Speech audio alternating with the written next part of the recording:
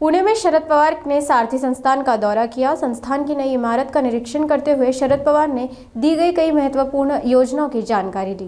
Drone और एआई तकनीक के उपयोग पर जोर, कृषि अध्ययन के लिए नई पहल शुरू करने की योजनाओं पर चर्चा की। यूपीएससी और एमपीएससी छात्रों के लिए विशेष सुविधाओं पर संतोष व्यक्त किया।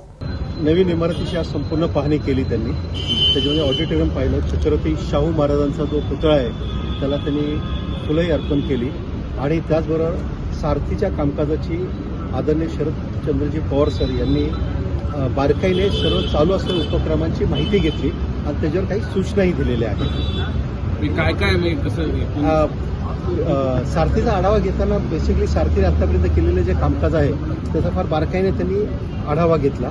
त्याच्यामध्ये स्पर्धा परीक्षा विभागामार्फत जवळजवळ आमचे यूपीएससीचे 95 विद्यार्थी हे IAS, IPS, IRS या पदांवर सिलेक्ट झालेले आहेत।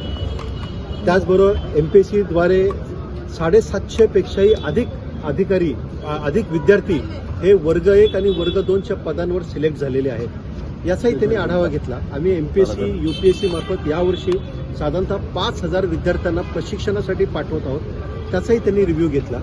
त्याचबरोबर इन्क्युबेशन सेंटरद्वारे आम्ही जे काही प्रगती करत आहोत त्यानंतर आम्ही जे KVKs बरोबर जे टायअप करत आहोत आणि शेतकऱ्यांच्या प्रशिक्षणाला जी सुरुवात करत आहोत याच्याबद्दलही बारकाईने त्यांनी माहिती घेतली। सगळ्यात महत्त्वाचं म्हणजे काही लाभार्थी आहेत त्यांनी आपली मनोगतं व्यक्त केली। त्याच्यामध्ये ज्यांनी संगणक प्रशिक्षण घेतलेलं आहे ते शिकता ते कसे कमवत आहेत आणि त्या कमवलेल्या पैशातून कुटुंबाला कसा हातभार लागतो याचंही त्यांनी फार व्यवस्थितपणे व्यवस्थितपणे त्यांनी सांगितलं।